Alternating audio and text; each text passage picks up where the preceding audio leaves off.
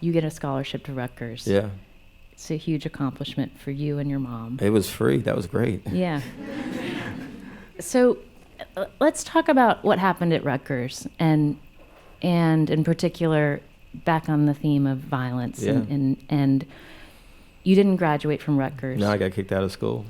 And there were a series of incidents. Mm-hmm. I'm just going to name them and you can describe them in detail. You hit a woman in the head with a stapler. Threw it, yeah. Your first roommate, you came to blows with him after arguing in the room, and you were assigned to a new room. And then the final incident was you pulling a knife. Got in an argument with a woman and pulled a knife on her. When you think back on those moments, what do you remember happening in your body when you chose to do those things? Well, let me say it like this. What people need to understand, just because someone is now in a college environment, or in a corporate environment, or any environment, that's supposed to be a positive space, doesn't mean that they have healed at all from where they came from. Do you know what I'm saying?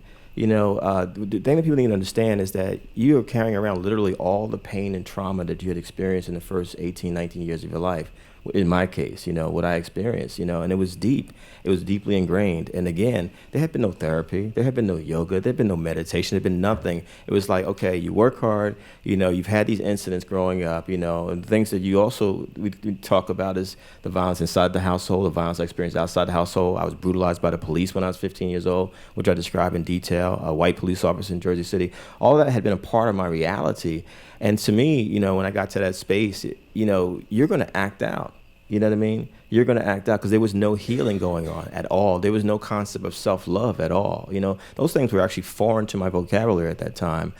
And, what do you do when you get upset? At least when I was growing up, you angry, you lash out, And so what I always say to people, when I hear folks say now, we need to deal with anger management, I totally disagree with that term. I think that we don't want to manage the anger. I actually think we need to get to the root causes of where did this anger actually come from that is leading this young person, male or female, because I see is males and females engaging. I know this because I work with a lot of young people today who are mirror images of what I was at 18, 19, 22 years of age.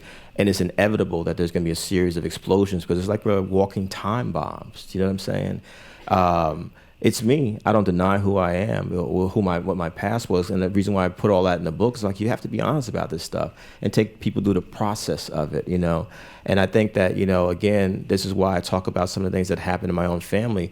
My great-grandfather was killed by white men in South Carolina. That affected my great-grandfather, who was violent. It affected my mother, who was abused by him. And it gets passed on like a baton in a relay race unless you make a conscious decision to say that I'm going to stop this cycle of pain and trauma and violence in all different forms.